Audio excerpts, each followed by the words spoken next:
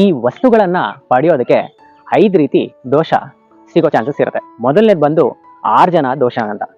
ಅಂದ್ರೆ ಇದನ್ನ ಅನ್ಯಾಯದ ಮಾರ್ಗದಲ್ಲಿ ಅಥವಾ ತಪ್ಪು ದಾರಿಯಲ್ಲಿ ಪಡೆಯೋದಿಕ್ಕೆ ಹೋದ್ರೆ ಬರುವಂತ ದೋಷ. ಎರಡನೇದು ಬಂದು ರಕ್ಷಣಾ ದೋಷ ಅಂತ. ಅಂದ್ರೆ ನಾವು ಗಳಿಸಿರುವಂತಹ ಯಾವುದೇ ವಸ್ತುವನ್ನ ರಕ್ಷಿಸಲು ಮಾಡುವಂತ ದೋಷ. ಮೂರನೇದು ಬಂದು ಕ್ಷಯ ದೋಷ. ಅಂದ್ರೆ ನಾವು ಯಾವುದನ್ನ ಗಳಿಸಿರ್ತೀವೋ ಅದನ್ನ ಕಾಪಾಡೋದಕ್ಕೋಸ್ಕರ ಹೆದರಿಕೆಯಲ್ಲಿ ಮಾಡುವಂತ ಪಾಪಗಳು. ನಾಲ್ಕನೇದು ಬಂದು ಭೋಗ ದೋಷ. ಅಂದ್ರೆ ಯಾವುದನ್ನ ಗಳಿಸ್ತೀವೋ ಅದನ್ನ ಯಥೇಚ್ಛವಾಗಿ ಅಥವಾ ಲ್ಯಾವಿಶ್ಲಿ ಅದನ್ನ ಎಂಜಾಯ್ ಮಾಡ್ತಾ ಮಾಡುವಂತ ಪಾಪ. ಐದನೇದು ಹಿಂಸಾ ದೋಷ. ಅಂದ್ರೆ ಯಾವುದನ್ನಾದ್ರೂ ಪಡೆಯೋದಿಕ್ಕೆ ಬೇರೆಯವ್ರನ್ನ ಅಥವಾ ಬೇರೆ ವಸ್ತುವನ್ನ ಹಿಂಸೆ ಮಾಡಿ ಪಡೆಯುವಂತ ದೋಷ. ಸೊ ಯಾವ್ದಾದ್ರು ವಾಸ್ತವಿಕವಾಗಿ ಪಡಿಬೇಕಂದ್ರೆ ಈ 5 ವಿಷಯಗಳನ್ನ ನಾವು ಯಾವತ್ತೂ ತಲೆಯಲ್ಲಿ ಇಟ್ಕೋಬೇಕಾಗುತ್ತೆ.